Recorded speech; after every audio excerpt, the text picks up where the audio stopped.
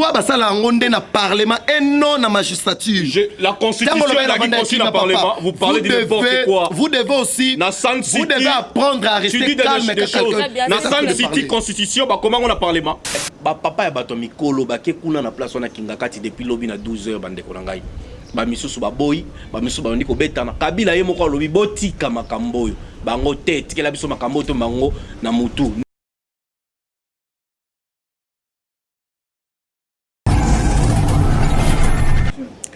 Prestation de juge sans FCC, ça fait débat aujourd'hui dans ce plateau des Niams officiels télévision sur C. Mesdames et messieurs, j'ai un réel plaisir de recevoir pour vous M. Christian Zembele, un kabiliste, et M. Pichungwene du KFF Chairman. Sur ce, on va essayer de réfléchir avec eux ce point-là dans ce plateau de Niams officiel télévision. Et j'ai dit un grand merci à la coordination des KFF. Bozalaka, on a branché scotché ici. Pourquoi pas un grand merci à Dadimbaya. Dadimbaya, merci beaucoup à toi aussi. Un grand merci à Don Pierrot aussi. Don Pierrot, merci beaucoup à toi. Reste là, ici, tu ne seras pas déçu. Voilà, M. Pichou du KFF Mbote Nayo. Mbote, madame la journaliste.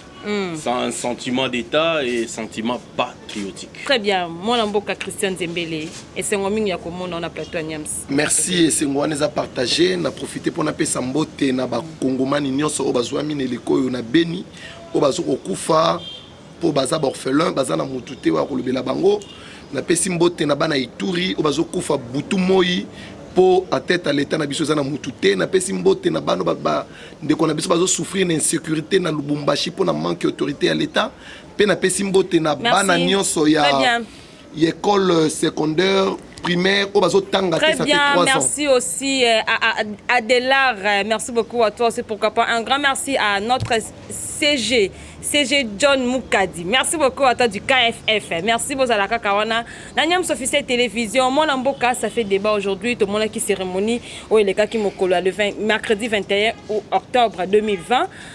Monsieur Christian, si, qu'est-ce qu'on peut retenir de toi? C'est le cas qui me colle il y a mercredi. Tout le monde qui va de KFC, c'est Bozala qui te pone à Nini. Merci beaucoup Maman Sarah pour na motuna na yo na sepeli na motuno tuninga qu'est-ce que on a retenir kuna na congrès à IDPS et Salama na parole du peuple. Et l'ora liboso sepeli singezane ba yemba ki hymne national la partie na bango et ça la yemba ma kitoko. Ba yemba hymne national la partie na bango. Donc yemba mi bien ba yemba ngo très bien. Et na suka président Achepe Boye la kisi ke boye bien ngo bien félicité bon yé pas jouer manam ngonga c'est et Salama ki bien. Deuxième chose loko yo et tira attention ngezeki ba kombo ba juge wana salinga bien na sepeli nango Kalume Badibanga na Kaluba. En tout cas, il s'aligne bien, il s'appelle Singa Makasi. Il s'aligne qui qu'est-ce que tu peux dire par là? On a lobé ba combo de s'appelle Singa, on a lobé l'autre na s'appelle na ba combo. Nane hymne national à IDPS et Mbama qui très bien. Ils allaient qui congrès tribalo militantisme, un tribalo partisan de l'UDPS. Ils s'allaient mis l'équipe bien, tout s'appelle avec numéro 1 à ba. Il dépêche nyonso basala kiwana basali makamuna bango qui n'engage pas le Congo, qui n'engage pas le pays et tout souhaiter bango bon vent avec l'UDPS. Mais mon Mboka, mais pourquoi les gens du FCC n'étaient pas là? Parce qu'ils ne sont pas de l'UDPS. Tout simplement parce qu'ils ne sont pas de l'UDPS. Le président de la République a organisé cérémonie. Non, ce n'était pas. Il faut tant la constitution na mobeko mi beko ne soit beaucoup lobby ndengeni ba organiser prestation à serment. D'abord manifestation à prestation à serment. Na tindi un article 10 il y a loi portant fonctionnement et organisation à cour constitutionnelle alinéa premier na ngwe lobeli makambo ya prestation assermenté manifestation ya rendre présentation avant d'entrer en fonction bakozala présenter devant la nation, devant le président de la République, devant l'Assemblée nationale et le Sénat, devant le Conseil supérieur de la magistrature représenté par son bureau. Le Sénat est représenté par qui? Voilà, quand on parle du Sénat, le Sénat est constitué d'un bureau na plénière, on est bien Sénat. Donc ceux qui bureau c'est un homme c'est que ça sénaté. Ceux qui peuvent plénière c'est un homme c'est que ça sénaté. Sénat c'est l'ensemble de il y a bureau na plénière. De la même manière Assemblée nationale. Ce par le but devant l'Assemblée nationale. Cela veut dire bureau na plénière. wana photo to se comprendre bien peut-être local wana zaki ya UDPS tant mieux yango moni bandeko musu ba ya te po nous tout na bandeko ya FCC ba bazali kuna te madame Janine Mabunda za présidente quand même et Alexis Tambo Mwamba elingi loba clairement que l'Assemblée nationale et le Sénat n'étaient pas là. On va y revenir avec toi mais c'est Pichungwene qu'est-ce qu'on peut retenir du date mercredi 21 octobre cérémonie les cas qui n'a parlé du peuple. C'était bien passé. Moi-même, j'étais là. Vous savez, toujours, il faut agir avec beaucoup plus de responsabilités. Très bien. Nous sommes suivis par des gens. On ne veut pas faire des théâtres. Et je ne pense pas qu'on ait de Jésus-Christ pour venir parler en parabole. Parce qu'en suivant l'intervention de mon frère, soit hier, il était PPRD, aujourd'hui Kabilis, l'autre fois FCC. Bon, c'est pas ça mon souci. Le président de la République, madame, vous allez retenir qu'il avait instruit le Premier ministre d'organiser cet événement. La cérémonie. Ou la cérémonie. Ouais. Et tout ce qu'il dit, il n'a pas lu, il nous parle de l'article alinéa 1, alinéa D, il n'a pas lu et autres. Pour interpréter ce qu'il a interprété, ça c'est son interprétation, et sa façon de concevoir les choses. Ce que je vous dis, on ne peut prêter serment que devant le président de la République. Okay? Et le président de la République était là que pour prendre acte. Et c'est ce qui a été fait. Très bien. Et on l'a quitté. Et je t'assure que toutes les institutions étaient là. Je dis bien toutes les institutions. Quand je dis toutes les institutions, c'est-à-dire le député nationaux étaient là, les sénateurs étaient là, et je pense que Pius Mobile Azali Pemuto FCC après ça qui bango réponse au bazaki n'a besoin à Koyoka et bah tu le co allié na bango oui il était là bah tu le co FCC ADF Azala Kiwana il était là oui il y avait Badibanga Christian Azali sénateur. Mais pourquoi Mabunda et Alexis Tambo ils n'étaient pas là? Mais c'est ça le grand problème au biso les KFF. Pendant que Bangonde Bakondi. Biso KFF Ozomona Oyo madame Ezali Congolese Freedom Fighters. Ndenge bande ko bazomona. Les combattants de la liberté. Mais on n'a pas compris, on a écrit Congolese à K. Voilà, ça c'est une bonne question. Congo à K, Linkoloba Congo ya Moussala. Très bien. Hein? Donc les Congolese Freedom Fighters. Mais les couleurs aussi c'est significatif. C'est très significatif parce que Nengozomon a les rouges, Ozomon a ezako signifier que Tokowa pour Nekolo, et signifie Makila. Très bien. Et ce que moni jaune ezo signifie richesse pour na kenembango. Et le boko wana ezo laksa unité.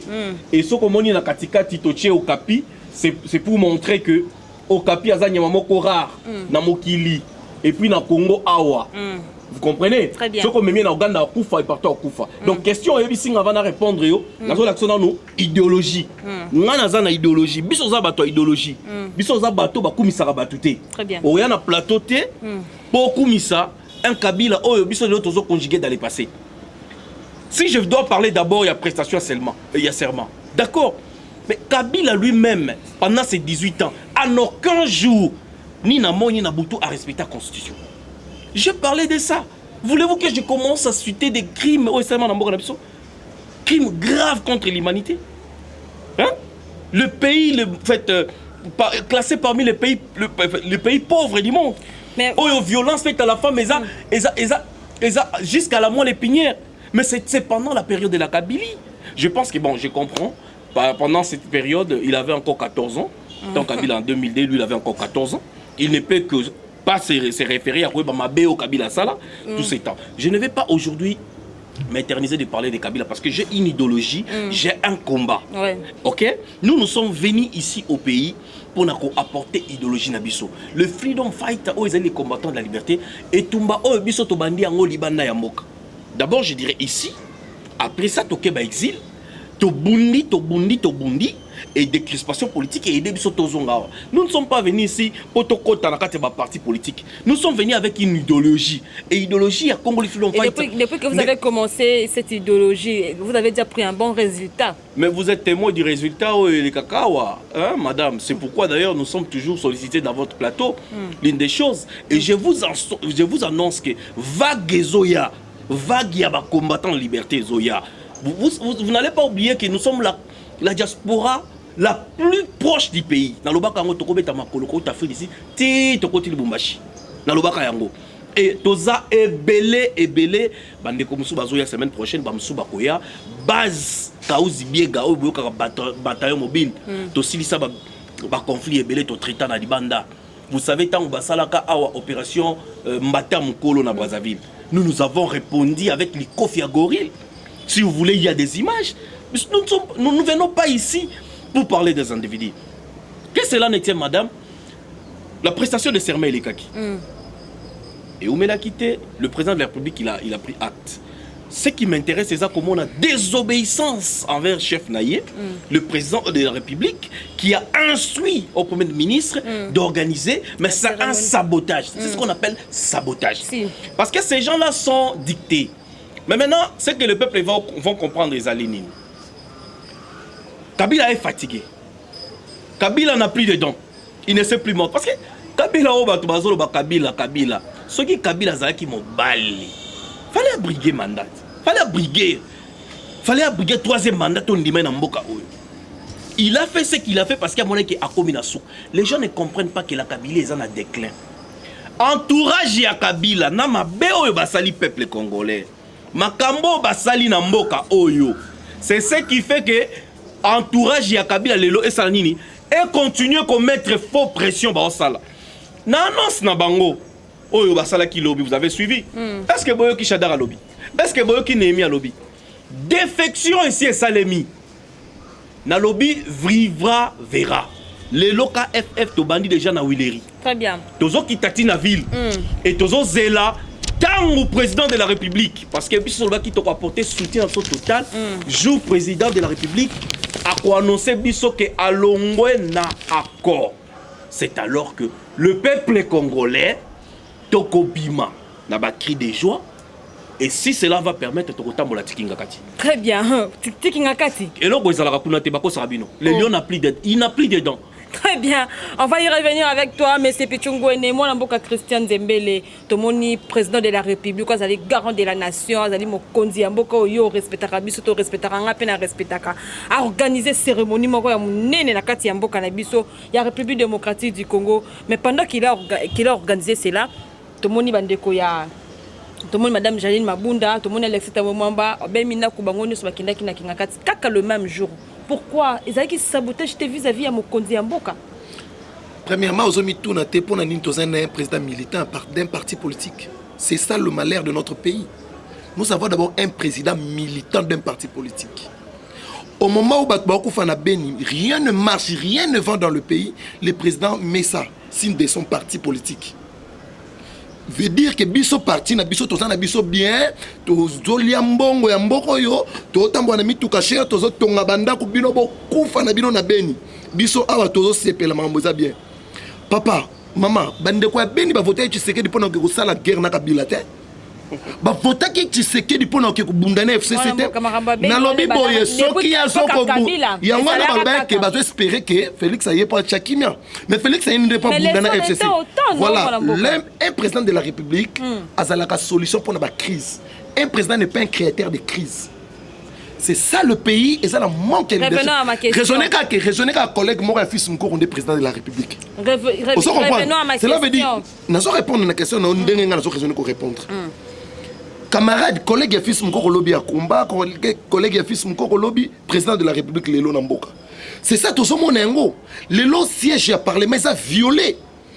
Tant que baki Alexis Tamoumbana mabunda fallait que na so songiso na yebi ko pesa ke ba minute belinga pena ko moins minute lo lenge yazui pour expliquer au malamu e bandi wapi président a subi ordonnance premier ministre a sa mwana bitinda ya président de la République té il faut que yeba ngana chef institution il ne pas il représente le parlement exécutif mais il doit obéir quand même au chef de l'État obéir à obéir na mobeko ya mboka et non par un individu. Je te dis d'abord ce que c'est là n'explique. Quand en fait tu nous mets en confusion. N'abi pas ni son nom le boutique la ngata n'explique. Mais oui, parle. Voilà, tu vas en expliquer. Le premier ministre là chef c'est lui le chef du gouvernement. Yenem Tachiraka politique et nation au quotidien. Président de la République Asali moi na mboka Sylvestre Ilunga Kena Katanga awa na Congo. Président Tikala Bengi membre du parti na ye.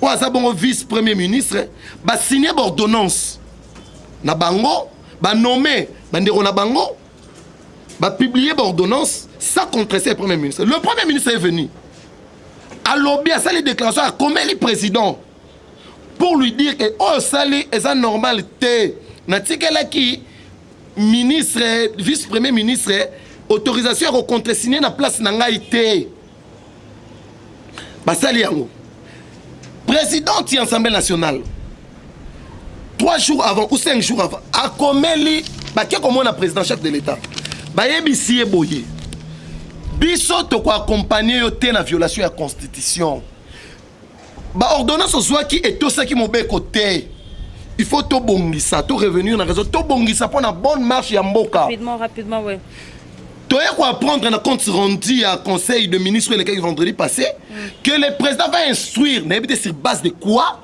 na premier ministre d'abord ma prestation il y a sûrement et concernera premier ministre en l'autre sur autant un article 10 il y a loi électorale est-ce que monter citer ma premier ministre au gouvernement de la République ne pas citer à construire sur base de quoi pour organiser prestation à serment. Sur base de quoi? Ça, Kabila n'a jamais fait. Écoute, n'a pas qu'à Kabila, tout le monde qui à chaque fois on a organisé la cérémonie minée, la première bataille sur la bande Kozala. Et bande Kozala organisé un respect à Mobeko. D'abord la nomination, ou bande Kozala, bande Kozala. Les gens disent parce que Bible nous respecte la constitution. Ne pas le bien on a osé là, à autant que l'anga article Yebi Kabila viola, bon on a voyé c'est que n'a l'accès que tous les articles commençant par l'article 1er jusqu'à l'article Asuka. Nous continuer. On va y revenir. OK. Moi na mboka ba yebisier mais il y a construire na premier ministre c'est base de quoi premier ministre za moi na bitinda na été premier ministre za chef à gouvernement a coupé ses instructions ses instructions vendredi lundi directeur ya cabinet na ebita za nan directeur cabinet c'est un cuisinier le président de la République à sa chef institution il faut tout sa présidente assemblée nationale na président sénat a kokomela bango ba disponibiliser salle ya congrès. Il y a parlé du peuple pour président Babaji va reprêter serment. C'est base de quoi tu y habité? Bango ba komeli président ba rappeler président ba solo la ki. Pebe bisi ba lobi to za pe disposer te pour parlement pesa na activité na yango. Ou ça la maka. Et ça siège na bango. Très bien. Si ma président de la République à cause de la réponse il y a premier ministre était à cause de la routine d'Abana Moura. Le quoi là-bas on a la force routine d'abord amour à parler du peuple pour organiser ban amour ba kende ba organiser serment ba sala biso to lobby boy ba kende ba avancer Congo ezamboka oyo on m'a dit ba même ngona mais vous êtes en coalition c'est qui m'étonne non coalition ezesika ko kolisa tribalisme té coalition ça na pour favoriser tribalisme té toi tu appelles la cérémonie de na lobby ça cérémonie tribal organisée par les tribalistes. Oh. En tête, je le dis, je le confirme. Il y aura Bachiche, Kaloumé, Kalouba, Nabadi Banga. Très bien. Donc, c'est la honte pour notre pays. C'est la honte pour notre pays. C'est vraiment la honte. On a attendu que le FCC menace de mettre fin à cette coalition. Est-ce que tu es au courant de ça? Mais ils ont signé leur arrêt de mort. C'est fini pour le FCC. Ils ont compris que la lobby, c'est fini. Et si les lions n'a plus de dents, il est en train de s'époumoner pour rien. Il n'y a plus rien. Oh, nous sommes au Bawana. Kabila a vu la constitution ya mboka oyo. Oui, parce que ça a plaisir comme on a mutu FCC azo l'élaborer na plateau. Bozo mwana tout ta obimisa. On dirait Azak constitutionnaliste pour t'informer, pour votre information. Naye. Le président de la République Ayamba qui n'a pas au magistrat. Et il a sorti na bango, ce sont des gens au bakoma qui mibeko ils ont interprété cette loi. Niye azala ki awakoma qui mibeko wanate. Makambaza ko interpréter eza o bazolo banaye na o yazola na les réseaux sociaux. Le président de la République n'a pas violé la constitution et lelo oyo bango ba bengango forcing. Mais ba papa ya bato mikolo ba ke kuna na place wana kingakati depuis lobby na 12h bande ko ngai. Ba misusu ba boy, ba misusu ba ndiko betana. Kabila ye moko lobby botika makamboyo. Bango tete kela biso makambo to bango na mutu. Nehemi Milano ba lingi lisusu te et comme confusion entre bango tour de Babel. To yebisa ki bino que dans groupe nyonso na nyonso bosala ka déclin koya lelo oyo déclin Kabila il pensait que hier azali le roi d'Isaïe ou encore roi du Congo lokola Mobutu. Vous comprenez madame o ba benga nzete en koyi mutu ya zemi akufa Mobutu Akenda. On ne peut pas avoir des hommes comme Kabila. Un dictateur. Je dis bien un dictateur Kabila. Il nous a imposé. Bisoto perda batu. On a perdu tant de Congolais. Et je vais d'abord recadrer Moutou, à comprendre, à soutenir Moutou, à yébate originaire. Messieurs, ce sont les partis politiques, hein, né Kendaka, pour na kosala, en fait, Kobunda, pour na pouvoir. Ce n'est pas un Kabila qui vient dans l'armée. Oh, ya outa qui na armée, azala qui commandait d'opération na elle, ya Kamina, ba ye na ye, ba zuye, ba lati si eteni, ba kei kolakse nenga kokoma. Et puis, c'est non, il faut avoir rouge dans l'armée, rouge dans l'armée. Pourquoi on va démobiliser? Le président de la République, il faut avoir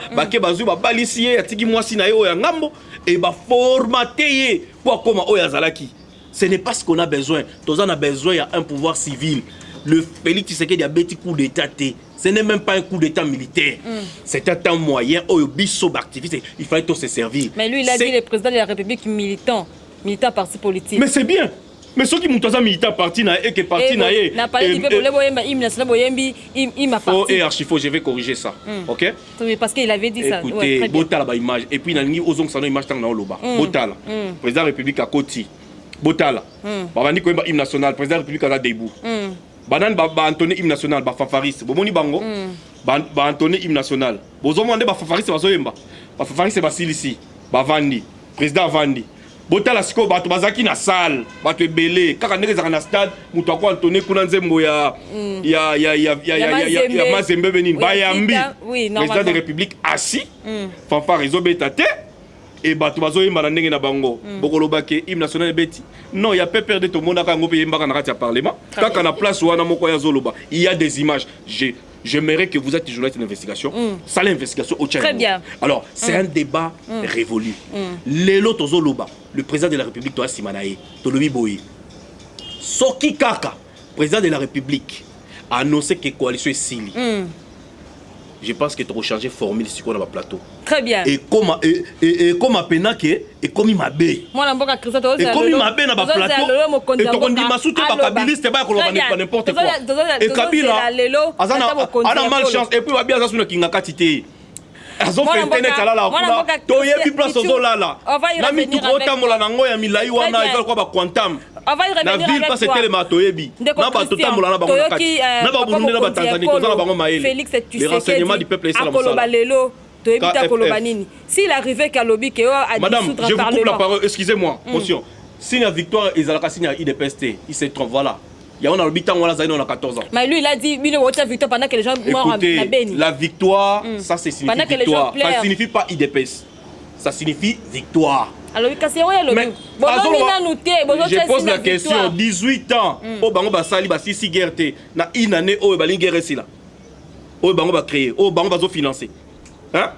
Non, mais soyons sérieux, soyons sérieux. S'il arrivait, le président parle aujourd'hui à lobby qui a Pandi coalition à dissoudre le Parlement. Il a plein droit de dissoudre. Comment tu par là? Premièrement, na lingina rapidement parce qu'on a il faut que le taliban oyo ba yebi moi makambo muke. Soko elanga ba sous-traiter ba taliban o ba maîtriser même eloko te na mboka, c'est pas si ko ba n'importe quoi na plateau. Yebisa ba taliban ke ba juge na ba magistrat to conseil supérieur de la magistrature te muté sala ba loi nulle part ba sala la loi te musala ba ko interpréter le même ba sala la loi te ba sala la loi za ba député na informer ba sous-traiter ba taliban ayeba ke loi ba sala ngonde na parlement et non na magistrature. La constitution la qui na parlement vous parlez de n'importe quoi. Vous devez aussi vous devez apprendre à rester calme quelqu'un na San City constitution ba comment on a parlement. Très bien. N'importe quoi. Na lingina ebise que conçu par les belligérants. Constitution autoza nango et salama ina parlement et transition.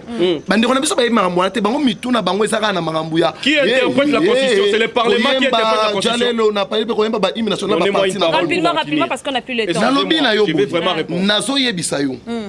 Les lois na mboko autoza awa. Tout est possible.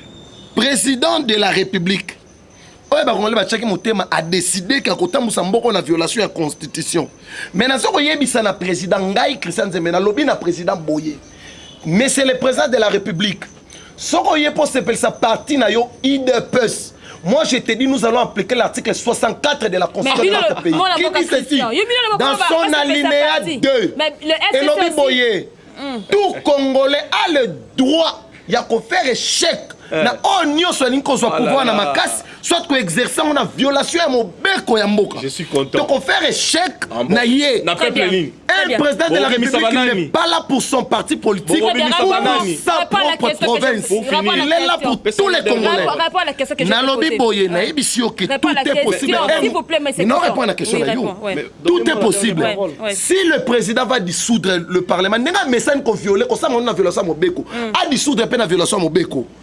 Mais ayeba kake et ko na mapekane et assumer ba conséquences nyonso ko ya na bande ko ba sous-traitant UDPS ba sous-traitant ya Talibani na bango mo ba Taliban ko bazala 10e miri na sanzete ba sangana ba zela ba assumer ba conséquences Congo za bangote Congo zo appartenir la province ni na parti politique mon côté. Je ne suis pas un tribaliste, c'est un tribaliste. Je suis très content. Alors bi ba ko appliquer article 64 na peuple nini. Ba misana nanzela. Parce que majorité à peuple baza côté à changement peuple et ça ba balinga kabila te voilà non ce sont les chèques qui ramassent partout et donnent ils rançonnent de l'argent et ces chèques là ne vont plus venir parce que tout ba kuta na pena na barrière ya peuple ko sakana te et nangina zongi ça y est il nous faut c'était azoloba awa bato bayoki makanini ils peuvent proposer une loi na parlement le parlementaire mais azoloba buzoba banani bakoma constitution oye ayebité et ça na ba belligérant na San City et il ne faut que interpréter la constitution. Il y a des constitutionnalistes na mboka o to na ba grand constitutionnaliste oye bazo interpréter constitution atangela combien de constitutionnalistes ayebi na mboka o tozali ya RDC. Oyo azali toko comparé na prof Mbata rapidement par exemple. OK? Non, ça c'est dit n'importe quoi madame. Arlobate que non bango bato basala loi na parlement, ils ont fait quoi? Hein? Quand ils ont conçu cette constitution, est-ce qu'il y a 43 articles pièges? Ils ont avantagé Mbokate. Parmi tant l'article 217 qui dit que la République démocratique du Congo peut conclure des traités d'association et de communauté comportant un abandon partiel de sa souveraineté pour conserver l'unité africaine. Ce sont des pièges au Bachebiso. Donc ça, l'abandon, il y a une partie de la souveraineté. Quelle unité africaine?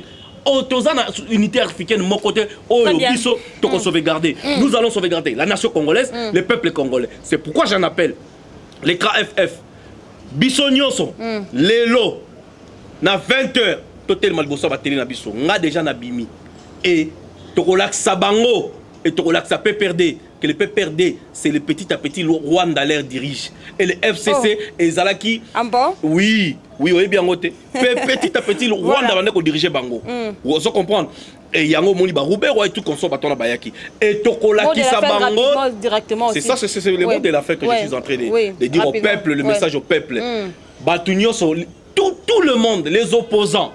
Mettons de côté tout ce qui nous a vili. Ba parti, ba groupe acquis au changement. Il est temps. Nous sommes Congolais, il est temps, totalement comme un seul homme. Très bien. Il n'y a pas une armée plus forte que sa population. Aujourd'hui, il n'a plus rien. Très bien. Les lions n'ont plus de... Une minute, mais il avait déjà les mots de la fin. Comment vous allez donner des mots? Conclure pour nous le Bandeko Balandi, Bomoni, Batu, Taliban, de la Bisson, Bayebi, ni vous pouvez... Pour Nabango, Bayebi, député Moussa Banza pour interpréter la loi, Bayebi Moussa bango zande ko sala ba loi votera ba député habité tina ba député votera te aibi Moussa na bango je n'ai jamais voté les députés hein rapidement le roi n'a pas voté moi pour y nazo comprendre que bande ko na biso ya Taliban ba kotika la koyeba eloko te peto zele eloko te na bango c'est ça à la kisiango pona ko souka ngene ça ba congolais boye il est temps le moment est venu où nous devons tous être ensemble unis comme un seul homme pour te mettre dehors, mon peuple, nous sommes arrivés à la dictature, merci beaucoup. Constitution na biso ezo télémé la paix boyango. Merci. Merci, je rappelle que j'étais avec M. Christian Zembele, kabiliste, et j'étais encore avec M. Pichungwene du KFF. Je dis merci à la coordination du KFF parce que vous avez soutenu Niam Officiel Télévision. Pourquoi pas un grand merci à Papa Francis Mboui, à Maman Nana Lumba, la Motema Francis Mboui. Merci beaucoup à vous et un grand merci à mon conseiller privé JC Mombe. Mesdames et messieurs, je vous assure que le Congo ne sera jamais déstabilisé. On se retrouve très prochainement. Au revoir. Félix Bomalibala Poto Bengana Kanambe. Félix Telema Bomalibala Toko Bengana Kabila. Toko Bengana